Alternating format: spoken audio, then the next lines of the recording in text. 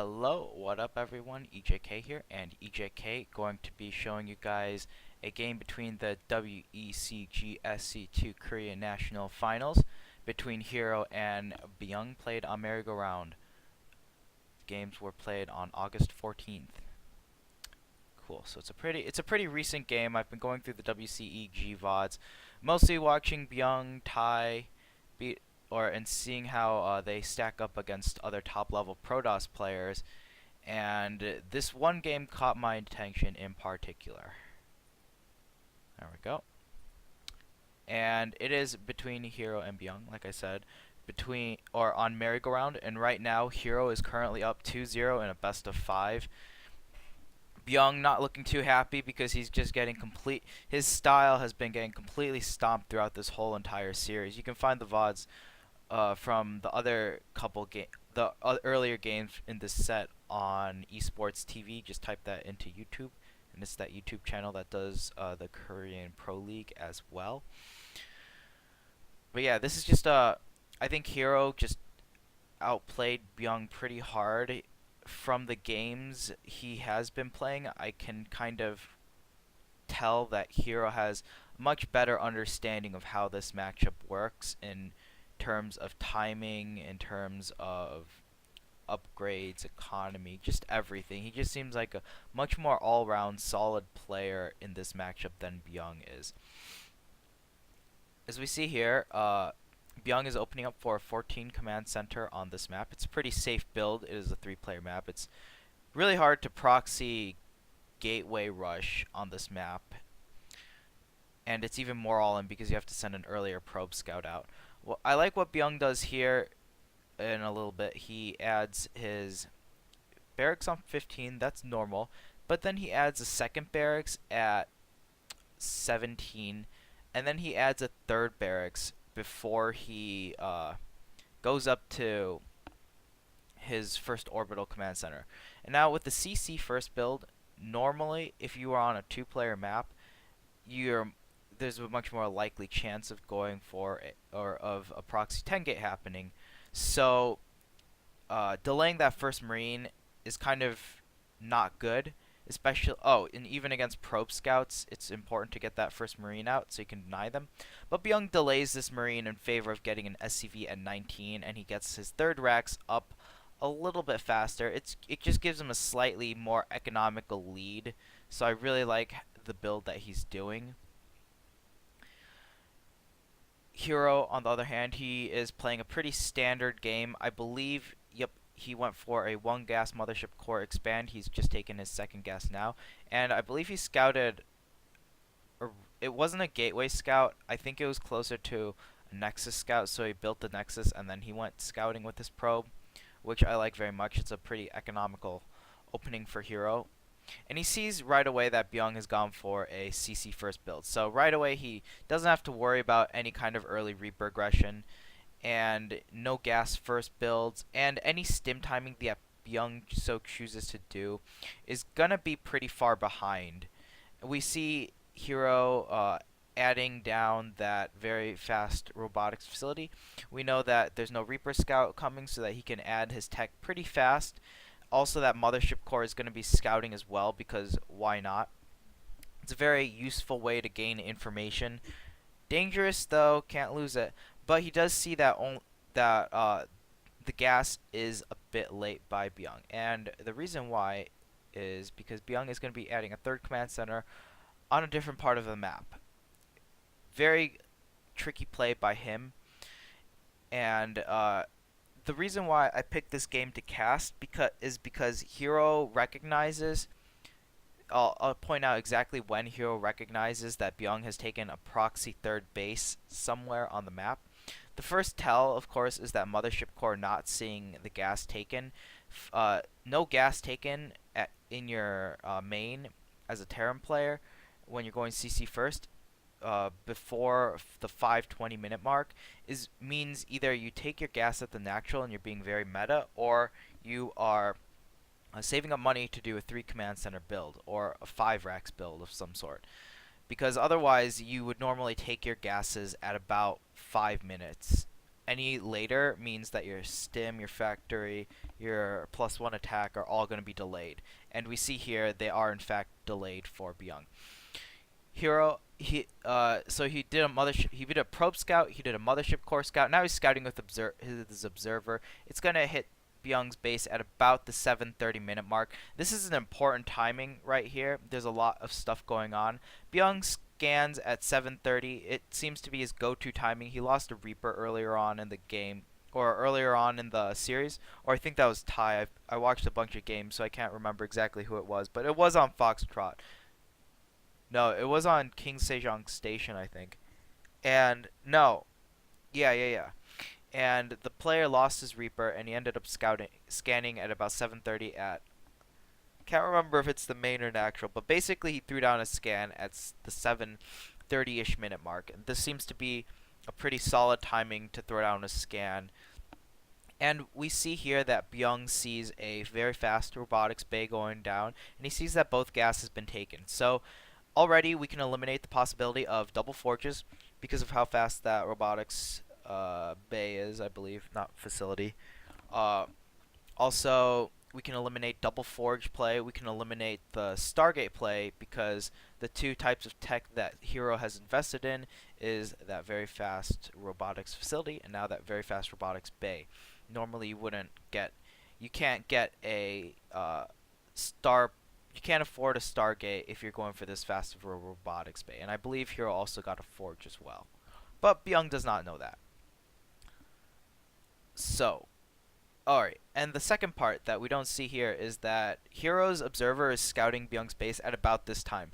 This is probably the most important time if you know that your opponent has opened for a robo facility, is that the observer generally scouts, like, now some protoss players might not scout your base, they might just leave the observer outside of their natural or outside of your natural, but in general, I would say about 95% of the protosses out there will scout your base just a little bit, even just to see what's up at about the 7:30 mark to the 8-minute mark, depending on what kind of a map it is on. And since this is close air positions for HerO, he immediately goes to the main, or he has close air positions to the main, so his observer is going to get there a lot faster than if it was those two positions. So 7:30 is about the fastest timing possible. So you want to have a scan saved up in order to deny this observer. Because, as we see in the next minute or two, this observer is going to tell HerO exactly what Bbyong is doing. And it's going to trigger HerO's response to a fast third. So right away, this observer, he sees that Stim is researching. He doesn't see a factor yet. And one of the big tells that you're going for a fast third command center is that you don't have a factory. Notice how the factory has just started at the 7:45 minute mark. With this CC first build, you generally get your factory started about 6:30 to 6:40, depending on how fast you take your gas and if you build that early bunker or not for defense.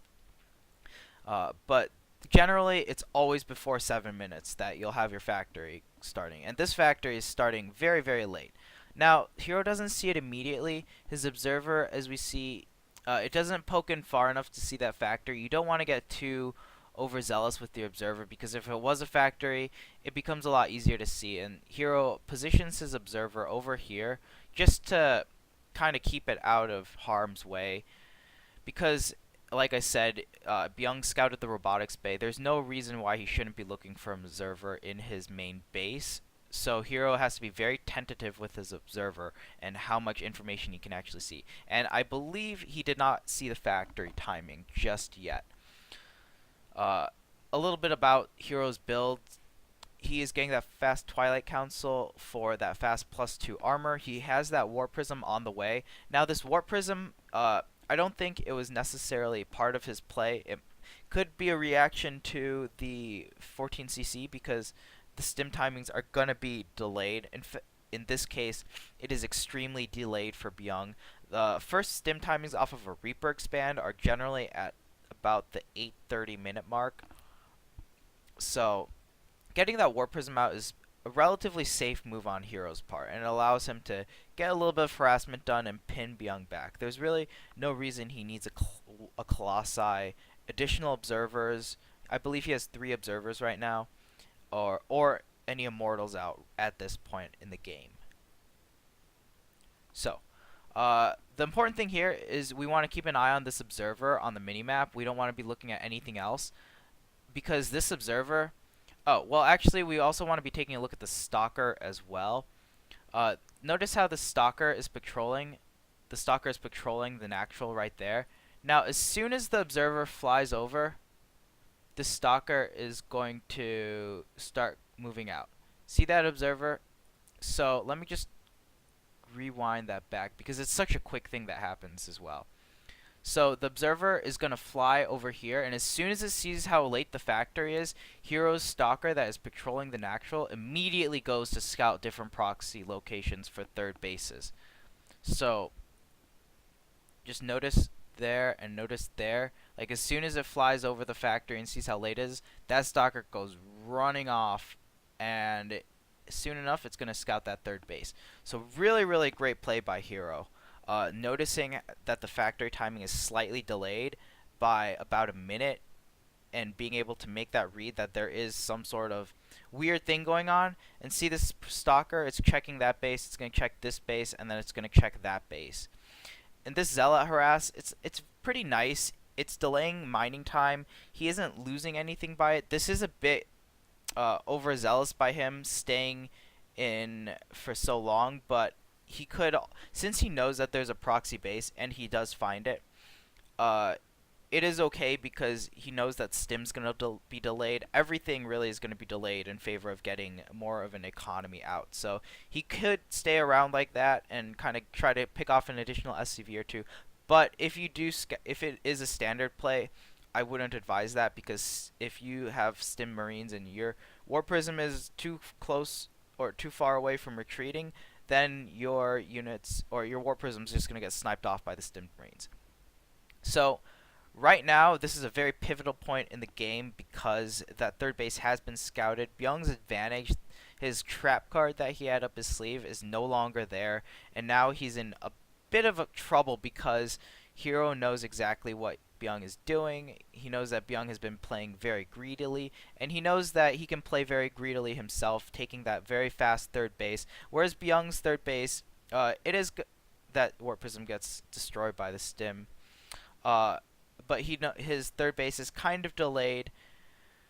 It's still obviously faster than HerO's base, but HerO has faster tech, which is important because Bbyong's first 2 medevacs are now starting at about they're going to be out at about the 11:30 minute mark. I believe Tai also did a proxy third command center versus someone, I think Myungsik, on Foxtrot, and I think he was able to get 4 medevacs out by about the 11-minute mark, or 2 medevacs and 2 Vikings because it was 2 base Colossi in. So Bbyong's build might not be 100% optimized here, but it is important to note that in general, if you are taking a third command center, you are going to delay your gases, and you are going to have a delayed medevac count. His army is pretty big, but the important thing here is that CJ HerO is racking up that Colossus count up to 3 Colossus versus Bbyong's 4 medevacs. Sizable bio army, but no Vikings. And his style actually incorporates very few Vikings into his play. This is a style that him and TY have been using very consistently. It's let me just pause the game to talk about it a little bit. It's getting a very high medevac count out and splitting your army into kind of 2 4 medevac armies, or 4 medevacs filled with army units, and just kind of splitting that up and trying to do multi-pronged attacks with Marauders, Marines, and Widow Mines, and trying to get some damage done so that you can stifle the Protoss economy, and I don't know, just take an advantage from there. HerO has been doing a really great job throughout this whole entire qualifiers, though, of shutting that kind of style down.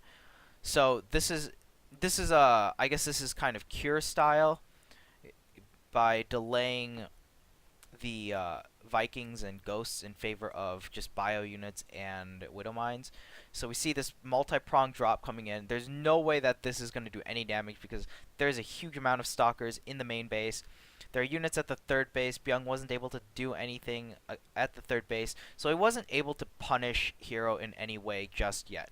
Now, we see that the supplies are kind of in favor of Bbyong because his third base, proxy base, has paid off economically, but tech-wise, Bbyong is very, very far behind. Uh, Even though he has a much larger army supply by about 30, his tech is very delayed, and this gives CJ HerO a very big opportunity. And I like how he got his double forges really fast because he knows that there wasn't going to be very, very early aggression. That standard 2 medevac pressure is going to come later, so he's able to get away with getting those double upgrades. And not only that, but also able to hit a faster timing attack because he's going to have a higher colossi count than Bbyong will have Vikings to deal with it as well in general. Notice how he has 5 colossi and he's getting a 6th one. Bbyong has not produced a single Viking yet, which is very important. He tries to do very, very fancy, kind of drop on top of your army bomber, WCS America-esque style. But there are just simply too many colossus, and those blink stalkers are able to kind of get there in time. Really well positioned units by CJ HerO. Those blink stalkers being very versatile and being able to hold off both the 4 medevac drop to the main and that kind of flanking 360-degree attack on top of those 5 colossi. And really great pylon placement by HerO as well. Having those 2 pylons means you can harass that third base a lot and reinforce this kind of an attack as well. Those 2 stalkers triggering the Widow Mines without actually dying. Very good usage of the Blink Stalkers. And really, this is a kill move for HerO because Bbyong didn't do enough damage to slow down this kind of slow down HerO getting this kind of an army out, and Bbyong quickly gets destroyed. But this really stemmed back from HerO being able to recognize the factory timing was pretty late and being able to adapt to it. We see the adjustments he made in his play very slightly. That Warp Prism sticking around a little bit longer than it should have against normal CC first into the double medevac play. Getting that fast, basically being super greedy, being able to take a third base before 10 minutes, getting his second forge really fast. So I believe he was at 2-1 or 2-2. I'm not 100% sure because it's really hard to tell upgrades, and I have to like go back in the video to look for like 10 minutes before I knew what upgrades he was at. But he was at a upgrade advantage from Bbyong as well, and he capitalized on that advantage by getting that earlier second forge. And he also had a superior army composition. Bbyong needed to slow down HerO's economy or pick off some important army units so that HerO can't build up to that kind of a deathball army. And that's what he tried to do with that flank attack, which kind of didn't really work out very well for him. And worked out very well for HerO. But the weakness to Bbyong's style is that since it's delaying the Ghost Army Viking composition, he's not going to have the superior army. He's going to have a lot more mobility instead with the medevacs. So he really needs to kind of do a lot of guerrilla warfare and try to do multi-pronged attacks to get some damage in somehow. Because in a straight-up engagement, a pure bio army is not going to do very well against 6 Colossus with better upgrades. I can tell you that for a fact. You kind of need a couple Vikings to deal with that. So yeah, brings about an end to this video. Kind of a shorter video, but I really wanted to make a video of, I guess not really Bbyong's Terran build or anything in particular, but just because of the cool decision making we saw by HerO and how he was able to implement it into his play. I hope you guys enjoyed this video, and if you do have any other questions about this kind of a style, like if you want to know more how what Bbyong's style looks like on the winning side, there's a lot of games from the WECG game qualifier that has been playing out these past couple of weeks. Definitely check it out. And if you want me to do a more detailed video analysis of it, just leave a comment below and I'll get to it right away. Alright, EJK out. Oh, and I will stay tuned couple weeks streaming HD Kappa.